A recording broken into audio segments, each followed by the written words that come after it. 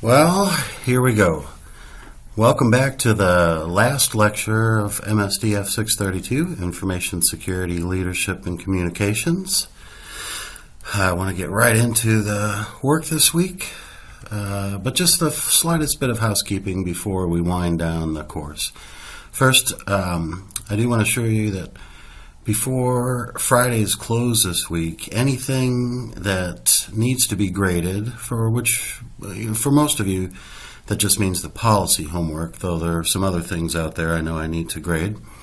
But anything that needs to be graded, I am committing to have done by Friday's close at the latest, so that when you go into the final exam, you know where you stand, okay?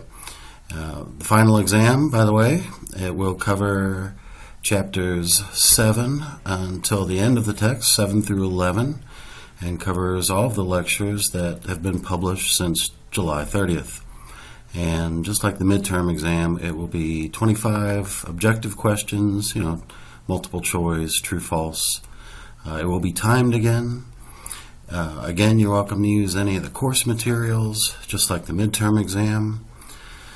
And by the way, as far as the timed aspect of it, please don't leave any time on the table, so to speak. A number of midterm examples, I noticed, didn't utilize all of the time allotted, and some of those scores showed how that was maybe a missed opportunity, you might say.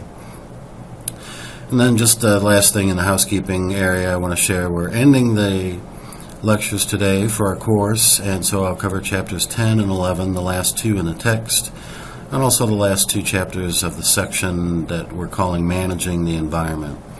And we'll deal with, maybe the bane of our existence, the users. We're users also, by the way, so, take it easy on us. That's chapter 10. And then get into, in chapter 11, a little bit of the BYOD environment, bring your own devices, the social media habits, and some other noise in the environment. Sorry for the extra bullet there, that's misplaced. All right, so let's get into chapter 10. Jacob Nielsen's quote at chapter 10's beginning is pretty wise, right? Pay attention to what users do, not what they say. Nielsen is a Danish IT consultant focused on usability, and he earned his PhD in human-computer interaction from the Technical University in Denmark. He has scores of patents, mainly related to improving the usability of the web for us normal household users. He coined the term Nielsen's Law, which is kind of in the vein of Moore's Law. Nielsen's Law states that internet speeds for savvy home users will double every 2 years approximately. That's Nielsen's Law. His subject matter is pretty interesting, so I do encourage you to take a look at some of his books if you're interested in or even maybe responsible for improving usability. And he was right, too. You have to focus on what the user experience does, not how it self-reports. Whenever someone comes to your office and is in a panic and they say, "Oh, my incredibly important file folder disappeared," well, you know better. The folders don't just disappear. They get moved or they get deleted, but someone did something. There's no magic in the world, as the saying goes.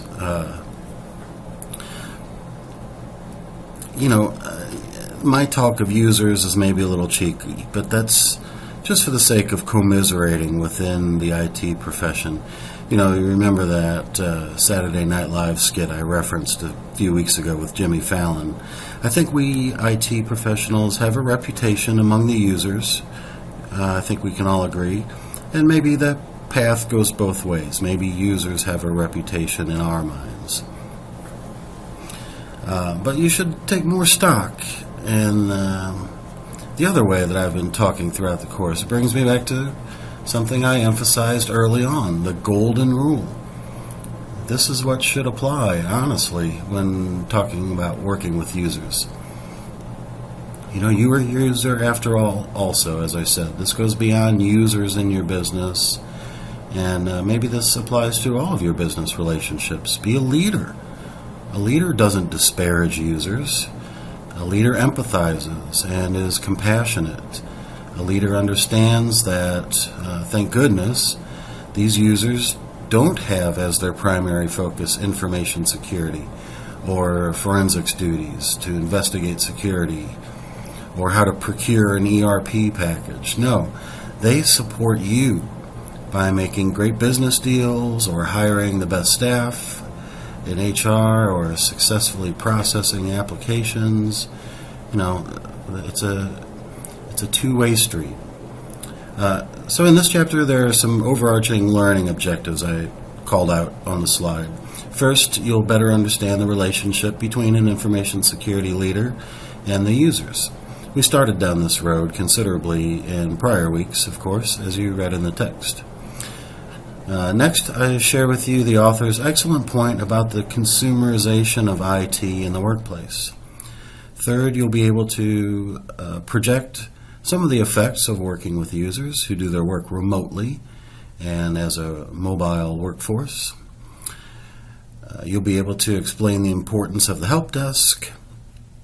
And finally, in Chapter 10, you learned how service level agreements can enhance the user experience as well as your relationship with them, right? Remember these images from the Chapter 7 lecture a few weeks ago? Your relationship with users isn't really binary in this manner. It's not just good or bad. You have a great deal of control over which of these more accurately represents your critical internal customers. The one, biting her laptop on the left, or the pleasantly collaborative experience illustrated on the right. And this section begins with a stroll down memory lane back to our first couple chapters. The user environment has already been described well, I think. You wrote about some of that in your first 100 days discussion. In the role of an IT manager section, you expanded on it also. Those first couple chapters truly began this conversation, and I'm hopeful some of your own life experiences inform it also. Some additional considerations will add to your understanding, right? As a leader, you are responsible for eking out of your team their perception of their customers, and doing the same with your supervisor. It goes upwards and downwards. Collaboration comes to mind again. Get out of the server room. Get out of your office. Talk with the stakeholders, starting with your own crew. Visit the people who are in charge, and definitely talk with the users.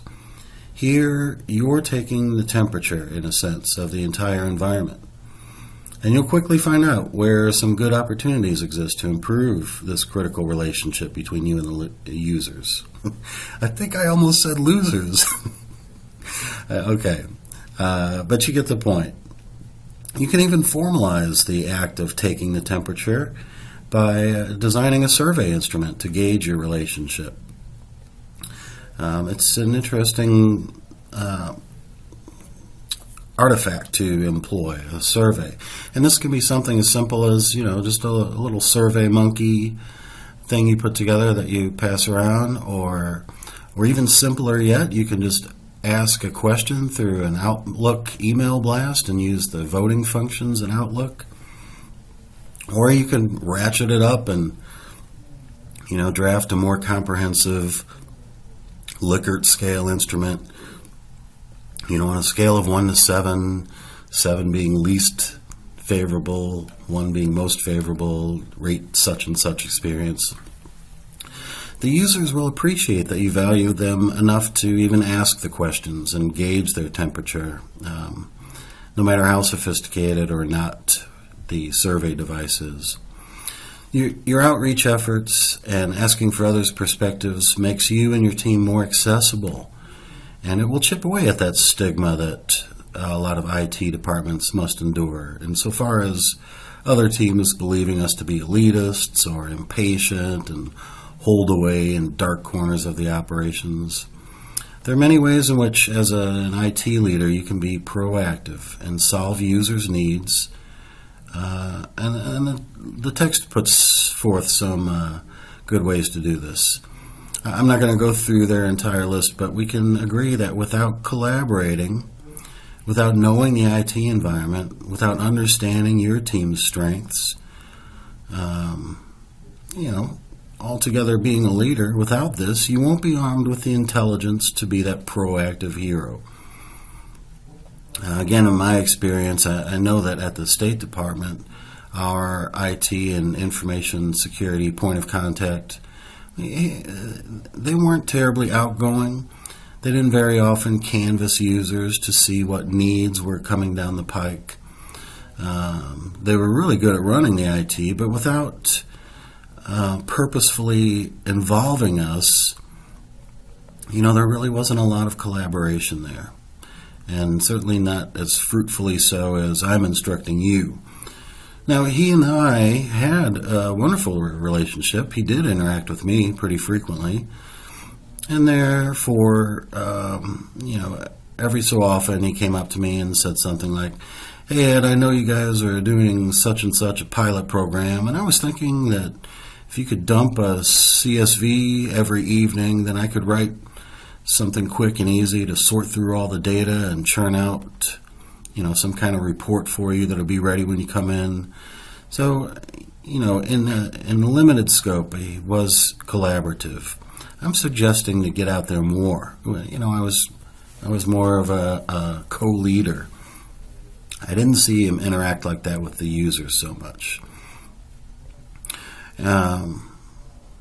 And when he did, when he did really serve as a proactive IT leader, I would send his praises to his supervisor in Washington. And I would do that without telling him.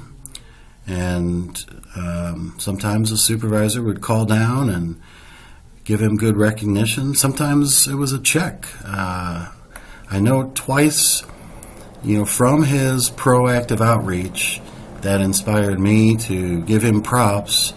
I know one time he got, if you remember the iPad minis, I don't think they're a thing anymore, maybe. And then another time he got a $500 check because he really was a hero. And I sang his praises. I want to end this part by homing in yet again on the value of training. When you educate your users, you're necessarily collaborating and demonstrating your accessibility. You're making your own life easier, at least in theory, because a knowledgeable workforce, whether directly involved in information security or just, one of your customers, this makes for cleaner operations and a safer environment and added stability. You'll improve your CIA protection. Think about making sure that training goes both ways, too. For example, whenever a new communication channel comes into play, you might have to train users about how to operate it, what risks are inherent, its limitations. Now, the other direction, if you're actively immersing yourself in the rest of the business, as good leaders do, and as this and other sections direct you to, then you should be inviting yourself in to some of their educational activities. Let's say you're an information security manager at a so-called big firm, a big law firm. We call them big law or big firms. One of the national law firms that's, or maybe even global in scope. And you'll need to do, some training on the appropriate way to manage cases within an enterprise case manager application, to make sure that information is uniformly inputted so that the reports at the end of each term can be drafted.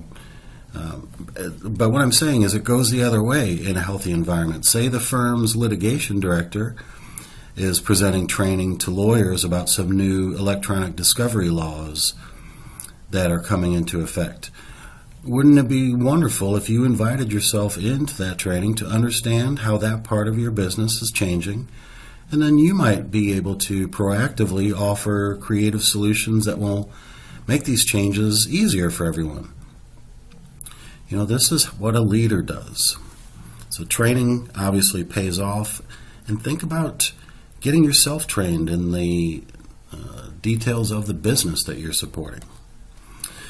One kind of hot topic, and one that implicates all of these lessons about working with users, is initialized as BYOD, bring your own devices. You may have read about some of the challenges of the BYOD environment that we work in now. The text refers to this in the next section of Chapter 10 as the consumerization of IT. And that's one of the things, like some of the chapters, that makes us seem a little bit dated, but they had enough foresight to make mention of BYOD, if not in those exact words. The gist of it all is that, as you well know, users are, gaining ground in becoming tech savvy. They're, as savvy as ever in contemporary times. You might say that they know just enough to be dangerous, right? And that's fair. I feel that way sometimes myself. I embrace my docta ignorantia, and that means that I'm willing to ask when I don't know. I subscribe to being forever ignorant, and that also means that I'll try to seek out knowledge to fill in that gap. But I'm still part of the problem because, like others, sometimes the issue is a so-called unknown, which is a redundant way to characterize totally unexpected, unforeseen conditions, and that's part of the challenge that we all face. The fictitious script in the text illustrates all of this. The help desk gets a call. Good afternoon. How can I make your life simpler today? And it's a senior VP, right? A muckety-muck. Hey, the new iOS 11 release really goofed with my Office 365 app. Can I come by and see you to get it back in line for me? And the help desk answers, I'm sorry to hear that, ma'am, but we don't support iOS 11.4 at this time. And the senior vice president then says, well, I'll assume by the time I get to you, you will support it. This is what we deal with. This is a problem that has very little to do. In the example, there's a nexus with the business, with the individual's personal iPhone and the business, because he's trying to get his Office app working. But, the fact of the matter is this little exchange represents pretty common stuff in our business, where everyone looks to you for every technological answer. And I think most of the audience to this lecture understands that or has been in that position. And this kind of thing can just run the gamut. We had a particularly active offender in this vein at State Department. She, and again, a very high-level operator, she had the authority to grant Wi-Fi access, although the security policies at the facility where I was, it forbade any kind of Wi-Fi connection. You had to have your Bluetooth off. You couldn't have Wi-Fi going. But this person, she was high up on the chain. And she had a habit of bringing her home laptop in, which was also verboten generally. And as you might have guessed, that laptop was rife with issues, had outdated service packs, tons of questionable downloads. Inevitably, when she was on it, for whatever reason she was on it, sometimes personal, sometimes work, she would call the IT department. Now, to you and me, there are maybe ethical or security or other issues baked into that scenario. A high-level operator skirting the most fundamental security rules to get access to the internet, bringing in her own devices, downloading, files, media that was questionable at best. But she ran the show, and so the IT department came every time. One thing that you've heard me repeat that might help this scenario is that they need to carefully document everything and make sure that they covered their bases in case, some help that they offered also skirted the rules. The point, though, is that this happens all the time. Consumerization of IT, BYOD, however you want to phrase it, we really have to expand outside of the traditional limits of the work confines with our service. Even though you may understand that situation I just described as being without any borders, you have to try to determine the scope of your assistance for these consumers, even the ones who, you might perceive as holding your fate in their hands. You have to put a limitation. In some cases, as that one was, it's not up to you to set the scope. But in most cases, the IT section of the business is your house, and you have the authority as a leader to set the scope, set the expectations. It's healthy to be flexible, but there should be some borders. And in determining that scope, think about some of the factors shared in the text. The first one I took note of: when considering the depth and breadth of your support, some limits are kind of easy. Assuming that the entire operation is window-based, for example, other than maybe the iPhones and the iOS in there, you might draw a clear line for Mac issues.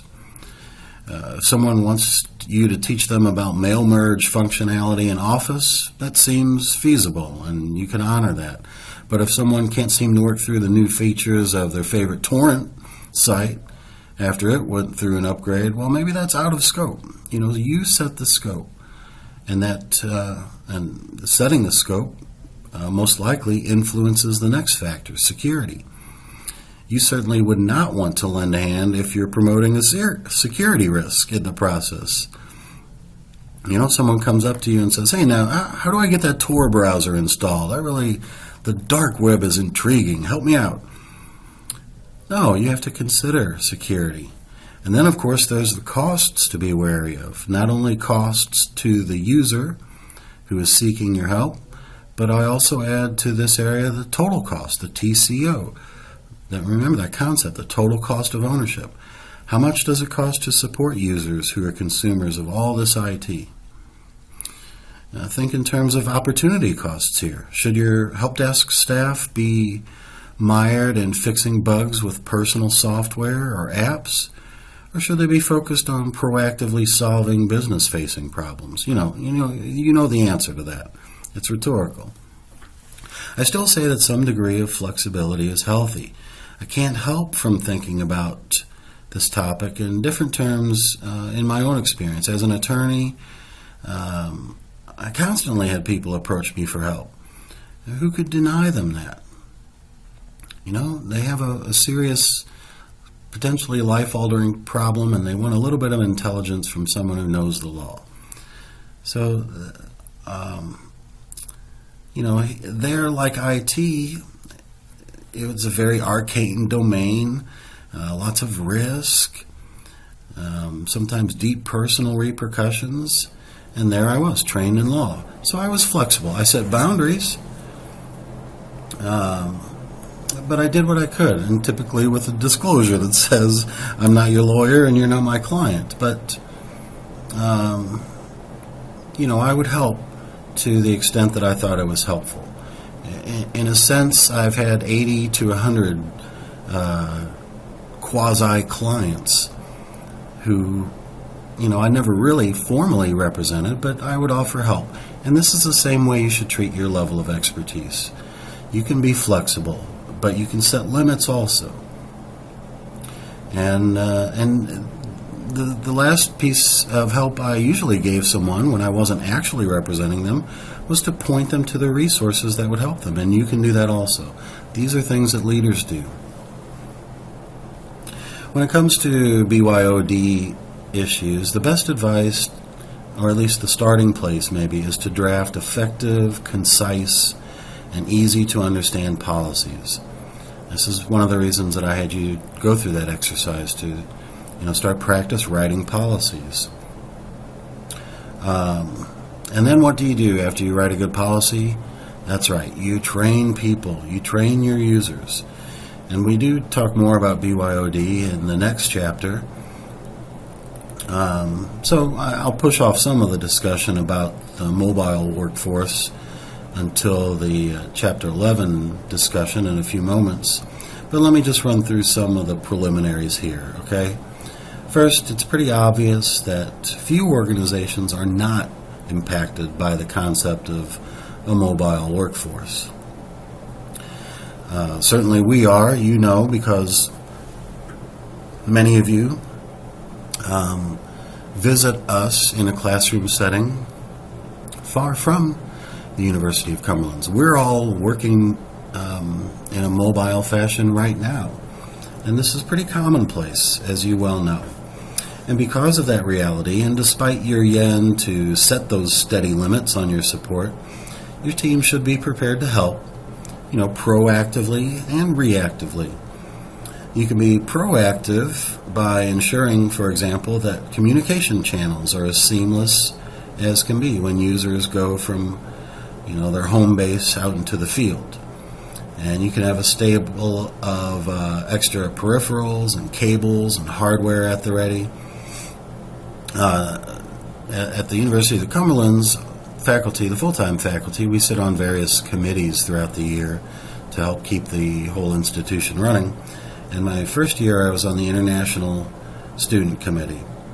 And there, in maybe a different way, we considered two directions of this mobile workforce scenario. Not only if you're an international student, but also our domestic students sometimes travel abroad. So we have students coming and going, is what I'm saying. So with the International Committee, I arranged for a half dozen. This is such a simple thing, but it's a good illustration. But the committee arranged for some of these power conversion kits. So students who were studying abroad could just drop by and pick up the right AC converter. And, they wouldn't have to spend $40 or $50 of their own money for maybe a one-time use. It's the same thing here. It's just being cognizant of some of the realities of a mobile workforce. And you can do that proactively. You can be reactive also. When your team gets a call from the field with a tech issue, and of course they're going to be in a time zone 4 hours off, but, find a way to be available.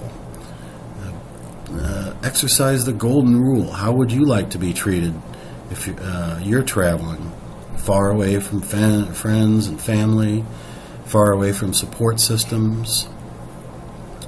And, you're in Oceania and your mobile wasn't set up for data in Oceania. So you're going to have to be reactive also and field those questions from the mobile working force. Like I said, we'll talk more about this when we get into Chapter 11 in a minute. But you can already sense how important of a role you and your team play in this arena of the mobile workforce. I'll wind up Chapter 10 with just a couple more topics. Let's see. Yeah, we're a little past. We're getting up to the halfway mark, so we're in good order here this week. First, let's talk about the help desk, also known as tech support. Isn't that just everyone's favorite seat to occupy? Working the help desk phone. We'll also talk about SLAs, service level agreements, and how those can contribute to success. Let's talk about help desk first, though. On page 276, the authors share a list of responsibilities that a help desk might have. And that list, it's incomplete. It's a list 17 items strong. And of course, it can be much longer than that. There's no end to the interesting way to think about the dynamic between the help desk and the users. And just here on the slide are, a handful of ways that the universe colors it. This, in my estimation, is simply the human condition. We are egotistical people. We always know that it's the other guy that's at fault, right? Users know that the help desk is useless. The help desk knows that users are buffoons. But together we all have to exist. So, and this is all very pessimistic, of course.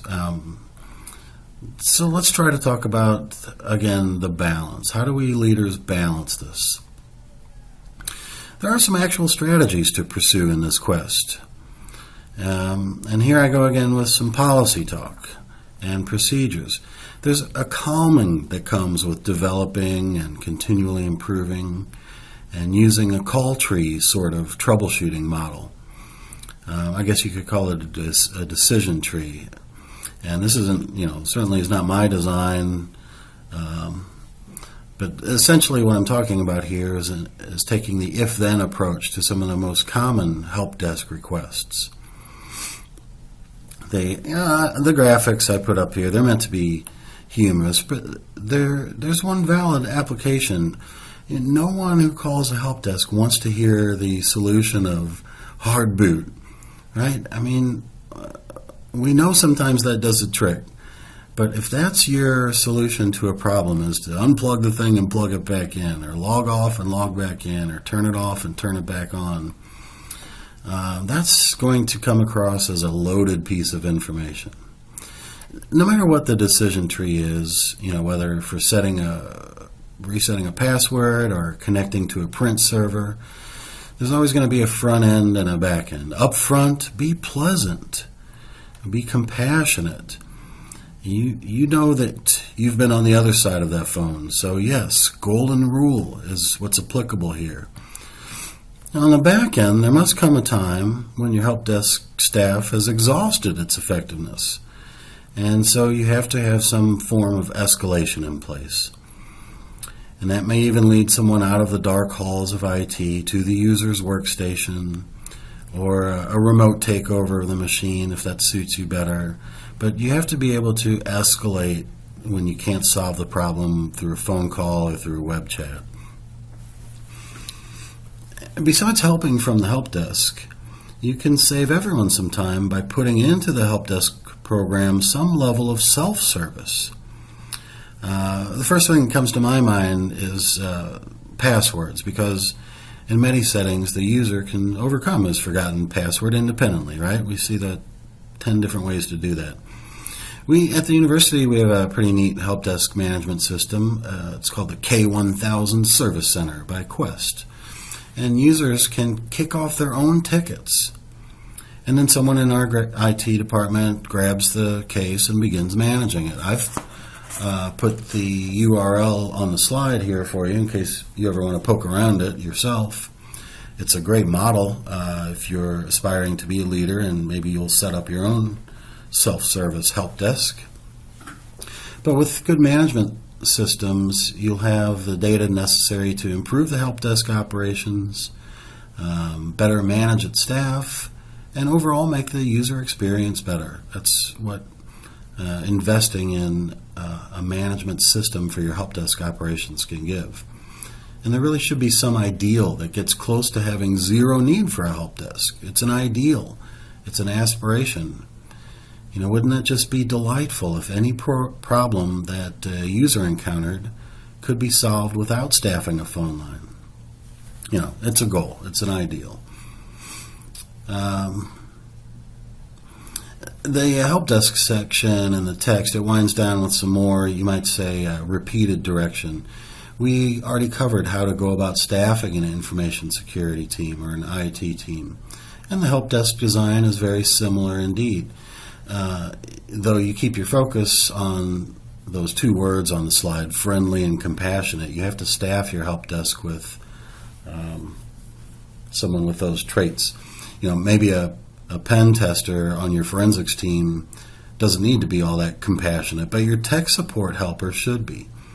And the authors again emphasize the importance of training. Of course, your help desk crew needs to be abreast of your system's glitches and solutions and patches and various other factors that will advance the user's perception of the help desk. Let me mention again about escalation. There really will be some problems that just can't be addressed by the help desk function. There are many avenues to escalate those. Maybe you, as the leader of the department, maybe you take the call. Maybe, as I said, someone from the IT department is dispatched to go visit the user, to go hands-on to fix the problem. Or remoting in could be the escalation solution.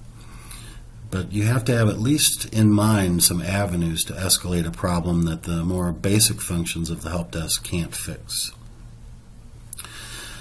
The last thing I said I would talk about in Chapter 10 is service level agreements, an SLA.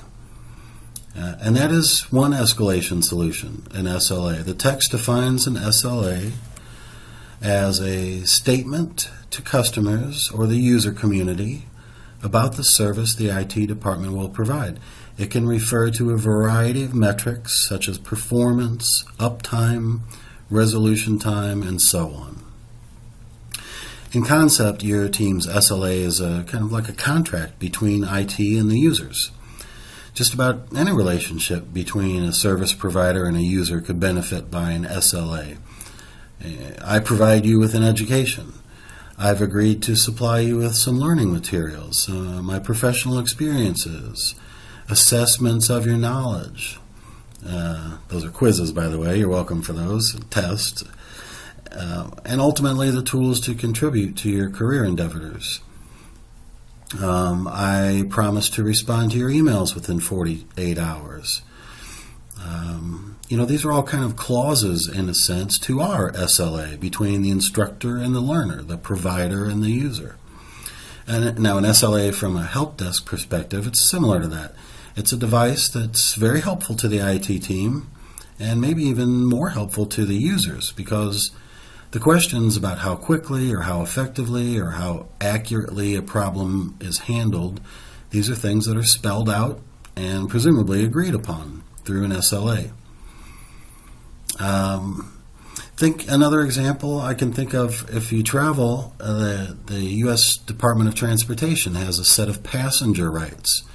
So, for example, as an airline passenger, the government has set forth your right to learn about a flight's delay no longer than 30 minutes after the airline learns about it. That's a right. That's a service level agreement. If your flight is canceled, it's your right to get a refund according to the SLA. I mean, it's called passenger rights, but it's an SLA. Some things to consider when you design an SLA for your internal customers, the users, is to first kind of catalog what functions the help desk should be required to adhere to, should have standards to adhere to. Maybe, one of these, the most obvious one, might be your operating hours. But the list, though, can include just about anything that a standard is needed for. You adhere to standards for how long it takes for password resets, for example, or moving hardware, toner replacements. You can just think about all of these things that your team does, and you can create metrics. Also, note that, like any exercise that makes business operations objectively measurable, you can very well improve your level of service by implementing an SLA, because now you can measure against your standards. You can incrementally improve those levels of service.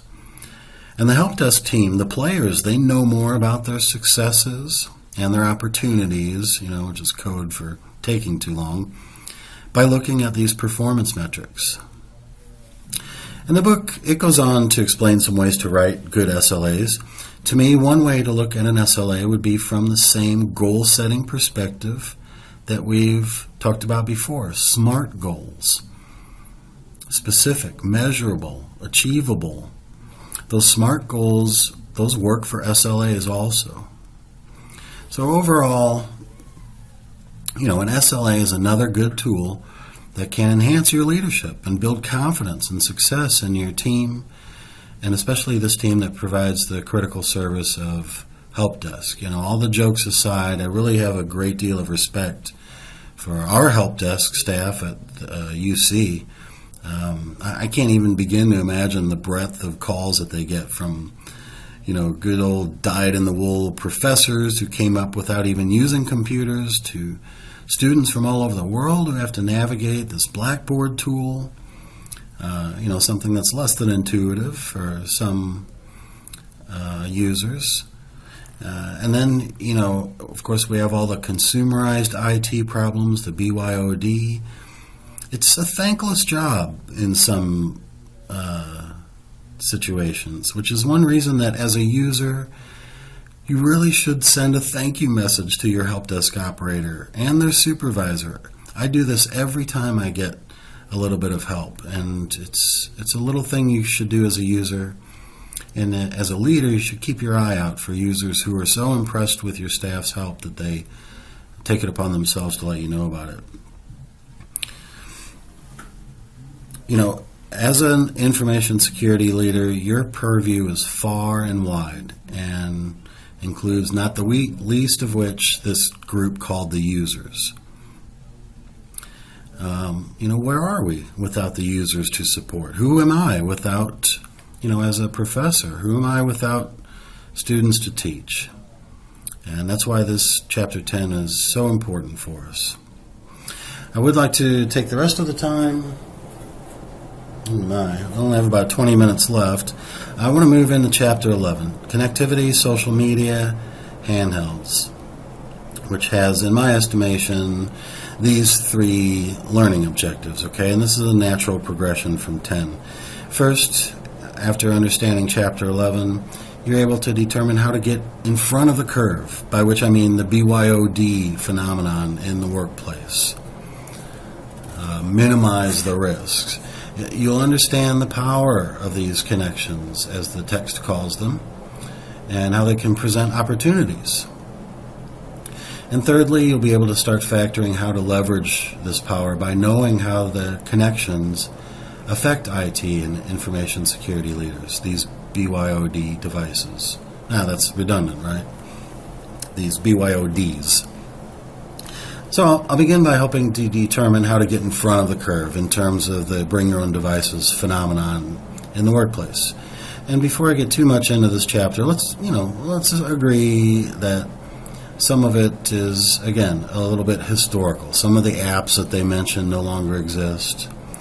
I suspect, I guess I haven't studied this, but I believe iOS has probably surpassed BlackBerry's saturation, despite the text focus on BlackBerry, other than in the federal government, where BlackBerries are still standard issue. It's changing. iPhones are creeping their way in finally. But, the point is that you can use these seemingly outdated factors to impress upon you that no matter the actual subject matter, leadership practices prevail across time. You can see that in many places in the text. While maybe the subject matter has been updated with new subjects, the approaches and the philosophies stand. And that's important to acknowledge, and one of the reasons that I didn't hesitate to use this work to help you better understand leadership and information security. That said, and now that BYOD is more prevalent than ever, how can you capitalize, in a sense, or at least get in front of the curve? Well, first you have to, as I say in the book, embrace the reality of it. The authors cite a 2011 survey that said a little over half of IT leaders are supportive of BYOD. And as I suggested, this is probably closer to nearly every workplace these days. So now you have good ways to handle it since you know that it is a reality. The standard words I've used in our course include collaboration and balance, and they apply here again.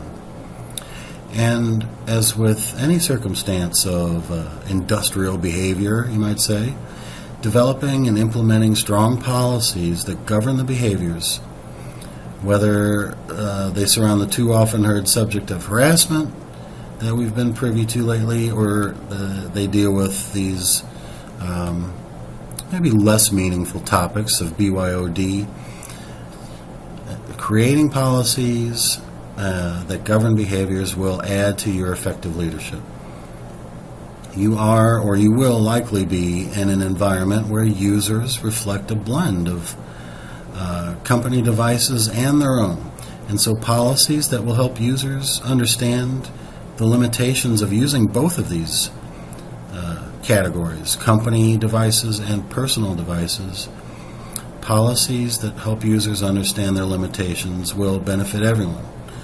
And ultimately, hopefully, save you and your team's resources for more pressing issues such as security and revenue generation. Security, perhaps, is one of the biggest risks inherent to a BYOD world. How can you know that those external devices aren't compromising internal security when the channels of communication between both exist all throughout the day. And there isn't a specific set of guidelines that fits every scenario, so collaboration with other industry experts makes sense. Reviewing the literature from model policies also makes sense. I kind of hinted during the policy exercise that you might have to go out there and do some of your own research. If you took advantage of that opportunity, then what you found out there is that a lot of policies that befit this challenge, they already exist, and you just have to tailor them to your environment. In secured areas that hold secret government data, and I'm saying secret with a capital S here, security is an important function, and there are already policies that exist that let you bring your own device into the facility. But the policy is also that you can't have Bluetooth enabled because of the potential for compromise. Now, when I go to an even higher level clearance area than the secret facility I was in, like when I visit the Department of State's forensics lab, you can't even bring your mobile into the facility. There are these protective boxes outside out in the lobby, and before you enter into the highly secured area,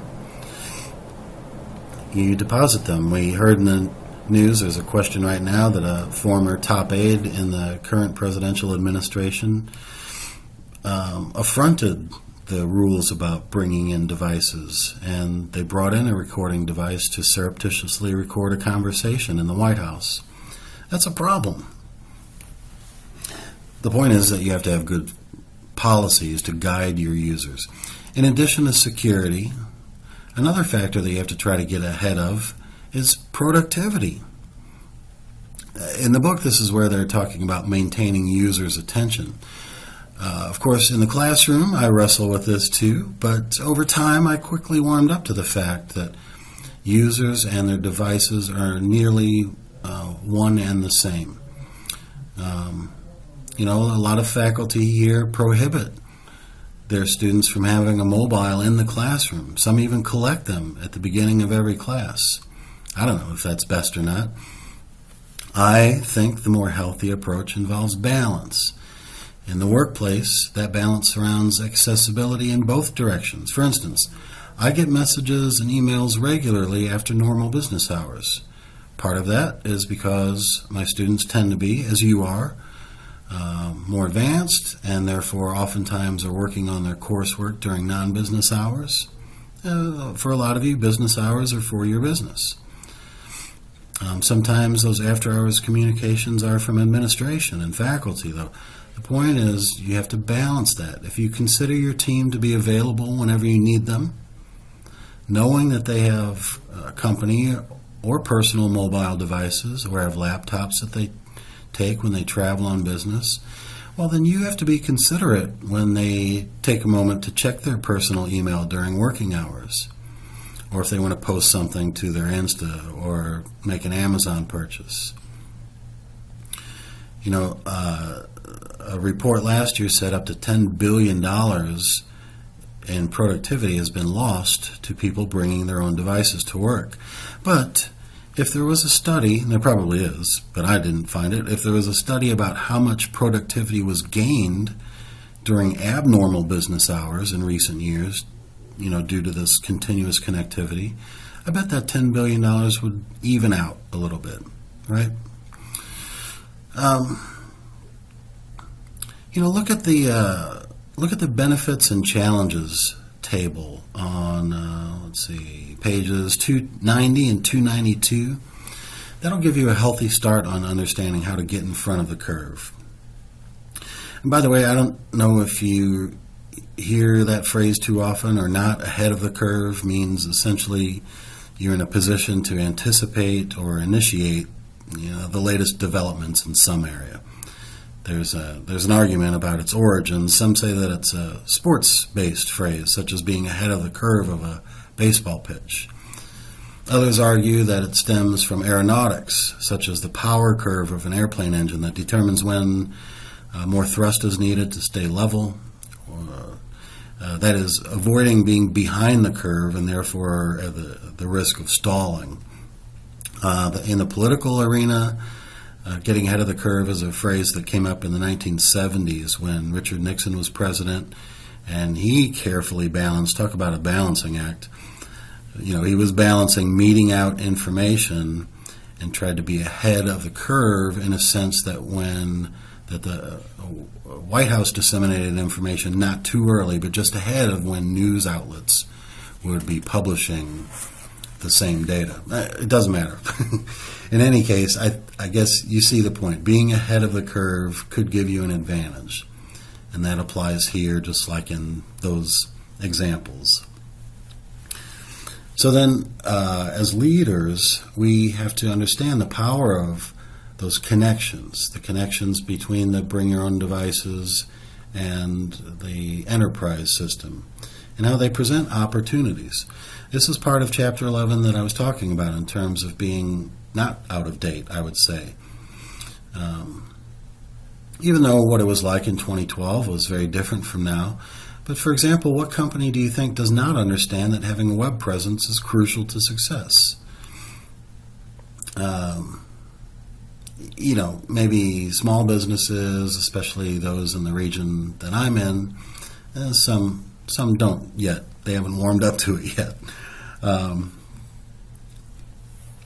But having that 24/7 availability is a connection that is really crucial to most businesses. As a consumer, I still run into roadblocks sometimes trying to get information about a product or a service in the local area here if I'm just going online. But besides, that very small subset of American businesses, small businesses in rural flyover parts of the country, I think that we all in this class understand the clear opportunities of maintaining a web connection from a business advantage perspective. So it's the connection of the website, not merely the connection of your staff's personal and enterprise devices. It's connecting with potential consumers. It's just having that constant connection. Your customers can learn about your business or actually conduct business at any hour from nearly any place at their convenience. Business decisions can be made much more quickly, sometimes in lightning speed fashion. All kinds of information about your business can be accessible without effort on your part through the website. So stakeholders can directly get to the data that you provide, and you're providing it in a passive sense. Customer service can be provided around the clock, such as through FAQs or web chats or an email submission form. Here, by the way, is another place to carefully balance things. It may produce a negative if you promise to provide 24/7 customer service, but you really deploy bots to manage a chat channel, and maybe they're not really sophisticated enough to handle customer needs. I think about this in retail terms. For example, let's say that on a Sunday afternoon I'm trying to order a part to repair my vacuum, but I just can't seem to identify the exact item or can't perfectly troubleshoot the problem without assistance. So if I go through some exhaustive chatbot decision tree troubleshooting thing at the company's website and I don't get a solution, or it has me order the wrong part, well, then the company probably would have had a better reputation if they would have just maybe waited until Monday morning in the first place. It's this case with the continuous connectivity. Here's a potential for improved customer service, and the potential is better than ever right now, I would say. In addition to being connected to the internet, your company, there is an advantage to having a strong intranet connection with your stakeholders. In my mind, the first thing I think of in this vein relates to efficiencies. So no longer do employees need to take time to find a subject matter expert and then ask questions of them or have them deliberate a search for the answer. No, you post all of your policies and procedures on your internal network for everyone's access whenever they need. You don't have to distribute hard copy paychecks and pay stubs, right? When was the last time we got a paper paycheck? No, income gets deposited electronically, and like some company like ADP maintains accounts for your employees so that they can drop in whenever and look at their pay stubs or make adjustments to pre-tax withdrawals and these kind of things. If your policy's online, what happens when it gets updated? Again, you don't necessarily need to roll out addendum to a policy in hard copy form and put it in a manual. No, you send a mass email blast or whatever channel you like with a link, and it says such and such policy has just been revised. Please click the link, review the improved policy, and click on the acceptance button. And then visit HR to clear up any questions. There are many examples of the information that can be kept and quickly revised or deleted. You can look at the table on 294 and 295, and I'm sure you can come up with many other ways to capitalize on the communication channel that a good, well-tended intranet can afford you. One quick add-on to this section of the chapter, and especially in highly competitive or highly regulated business settings, make sure to be particularly mindful of the security of your intranet. And we're ever aware of security in this course. We get it. But these are, they deserve a special mention. It's great that you can share the excitement of a newly applied patent for some incredible revenue-generating product that R&D just invented. But it's equally important to make sure that only those stakeholders who should be privy to that news are. Here we go. Balance comes to mind again, right? So, what about, whether to access the internet or your intranet and the devices? What about social media? What are we talking about here? Particularly with the prevalence and nonstop social media activity. Let me first make an admission. I'm not so egotistical to presume that you sought out my Facebook or my Twitter, though if you did, you likely didn't find anything. Now, there is a Facebook account named Ed Zuger. There's a Twitter handle, Ed Zuger. I set them both up years ago. I can only assume they're still in existence. I can't remember the last time I logged into any of them. I just did that to kind of secure the name from anyone else's use or activation. I guess that's, again, the egotistical part of me. Like, who would find any value in it? Okay, well.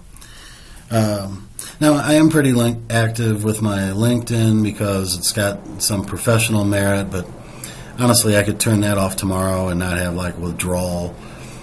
These are my personal choices about social media, and I know full well, as I suggested with regard to local businesses a minute ago, I know that having some form of social media presence might be a wiser marketing decision for me, but I'm not necessarily pitching my brand. For nearly every other business, just like those businesses who I say are wanting for a website, these small, typically local businesses, there should be a presence in social media too if they really are trying to market themselves. I won't belabor all of the ways that the text talks about how social media and mobile use benefits a company. I think we're all kind of in the know about this. But again, I encourage you to keep the spirit of balance alive. If you want to reach out to staff at odd hours, they should have the privilege of reaching into their personal worlds within reason during business hours. So the balance that I'm talking here is that it's not very fair of you to say that, okay, staff, here's your mobile. I need you to respond to anything I send you at the drop of a hat. I don't care if it's Sunday night, if it's Tuesday morning at 4 a.m., it's not fair of you to have that policy in place, but then to forbid your staff in total from using social media at work. within reason, right? This is only an aside again, but please just gloss over the fact that some of the hardware and software in this section, it's obsolete. Microsoft gutted its phone business in 2016. I think it was just last year when they finally published the hardware's demise. They probably tweeted about it.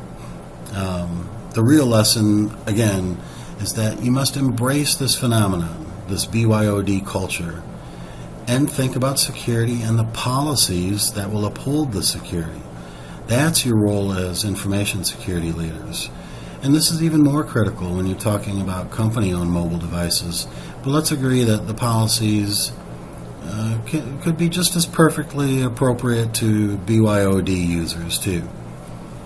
And if you think about your policies for BYOD, think about how closely aligned they are to more conventional security policies, just like password strength or download limitations.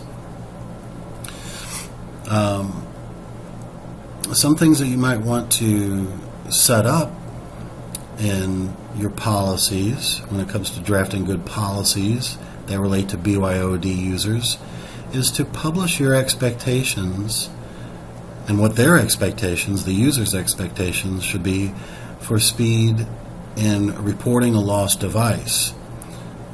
Especially again if this is a company device, let them know what you expect of them if they lose their device. Do they hop on a plane and leave their smartphone in the waiting area? They need to let you know, you need to let them know how quickly they need to let you know that they've left a device behind.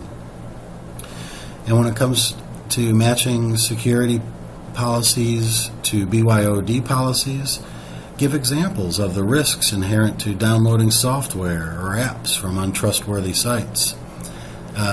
Symantec reported, I'm just ballparking here, I didn't look it up, but it's something like 25 to 40% of all Android apps have some malicious software baked into them. Let users know. They can't just take the company device and download willy and nilly. If your users travel abroad, have procedures in place so their devices work overseas but don't incur exorbitant international data charges. You can read about cases where, and I've read them in the education business, where faculty members come back from a conference in Europe with a $3,000 phone bill because, hey, your phone worked just fine, but the usage rate was just unheard of in modern times. But have a policy, and be sure to advise about all the typical security and password expectations that apply everywhere. These are policies that will help you maintain the security of smartphones and mobile devices and laptops and anything else that the company issues. These are all ways to get ahead of the curve of BYOD and to take advantage of all the power of this connectivity. And the chapter moves on from this, not only leveraging the power, but by simply making sure that you know how the connections affect you. Leverage the power and understand how they affect you as a leader. It's amazing that this chapter, again, surrounds balance. They call it the two-edged sword of potentially increasing productivity while at the same time potentially distracting. It's a two-edged sword, all of this connectivity. The healthy workplace, of course, it balances these two in favor of, potentially increasing productivity. There are tools and there are circumstances that have the power to really improve your business and your reputation and your expertise and your professional success as a leader. Amazing still that the authors next note that, yes, even though they're talking in, historic times, it's still in 2018, it's an ongoing battle to best figure out the balance that favors the company's mission and that answers the call collaboration. As a leader, you can make all the policies in the world that succinctly benefit your team and the information security, but if they're illegal or if they fly in the face of standing HR policies, your policies will never pass. So you have to work with the many diverse actors to create effective policies about BYOD. Wouldn't it be wonderful from a pure security perspective if at the end of the day you could have every staff person just dump their iPhone's image to a drive just in case it happened to be compromised in some way? But that's just not feasible. I would hate to work in such a controlling environment. And in fact, you might never find people to staff such a business, with that big brother kind of thing going on. But the truth is that security in, such a dystopia would possibly near perfection. So you have to balance and collaborate to avoid the obvious problems with, some kind of draconian policy like that. We need to image your phone every day you leave the office. It's fitting that the last section of the chapter and our last section of the last lecture on information security leadership, this discusses leading the organization through the maze of hardware and software, apps, and other tools of technology. That's what we're here to do. Learn about becoming the most effective leader in this space. The advice of the book is perfectly fitting. As they say it, it's not the tools, but how they are used. This sentiment is why I didn't care too much that they referenced clustered.com, which is still in force, but apparently it was much more commonplace 5 years ago, or Yammer, which Microsoft pretty much retired by folding it into Office 365 last year. These are just the details. And the IT department at Cumberland's, last year we were all over Slack, and now we're all involved in Teams. And Teams, sooner than later will also be a memory. The more meaningful message in this section is that no matter the tool's name, your approach to it as a leader and its effect on you in the same capacity can be dealt with professionally and with success by being mindful of some of the best practices. Ask the right questions to produce the best policies and guidelines. By implementing this tool, how does it address a business need? Or, more globally, how will it advance our mission, our vision, our values? Ask these questions. How will we be able to gauge this new tool's effectiveness? How do we assess it? Who is our target audience? Who will be using the new tool? Who might be opposed to implementing new technology? These are the things you and your team have to contemplate. If you stay focused on the mission and seriously contemplate about why you're welcoming some new tool, get some input from your collaborators, find out who will take advantage of it, now you can start to craft some useful policies. Again, these are kind of the typical things to consider whenever you introduce new devices or new hardware or software. And so here's some helpful rules. Users can't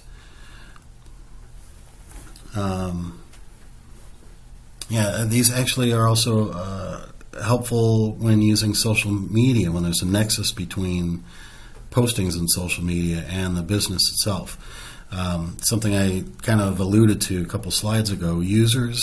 One policy could be that users can't leak any proprietary data or business intelligence or intellectual property, of course.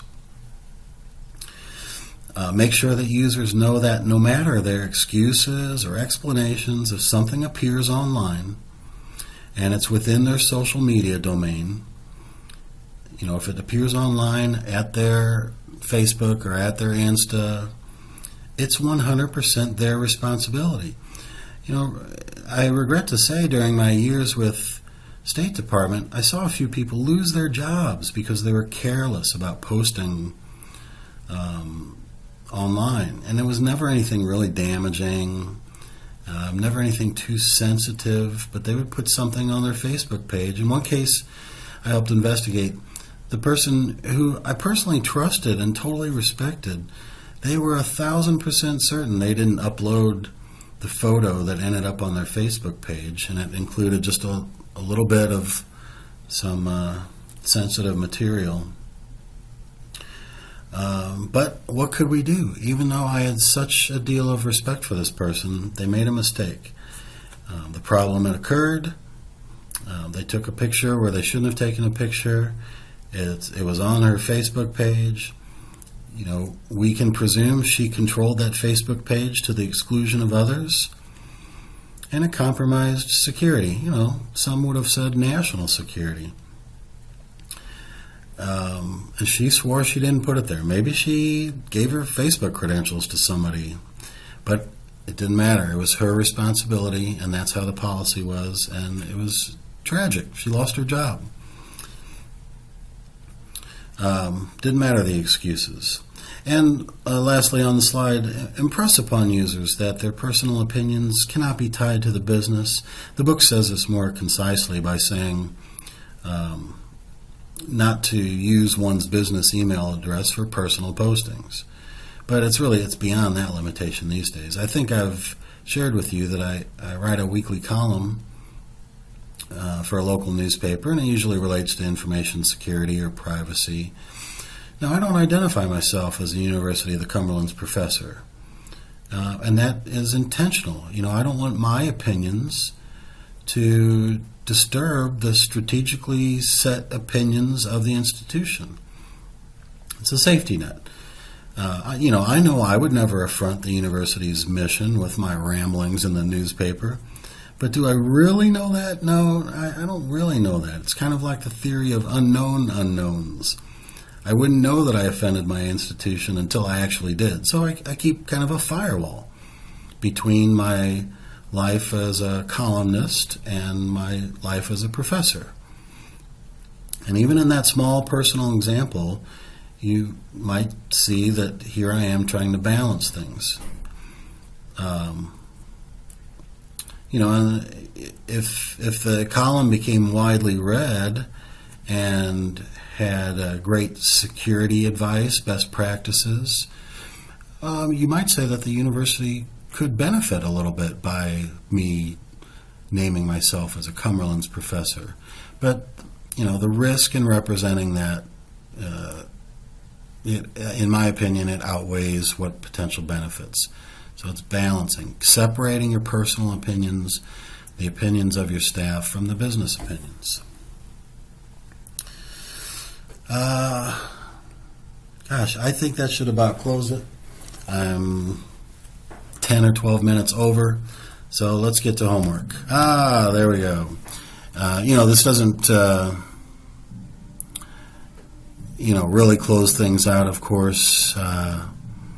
The only homework left, despite the imagery, is to prepare for the final exam. So reread chapters 7 through 11, review the lectures and the slides, put together a really good outline or a set of notes that reflect the learning objectives, and then drill down from there.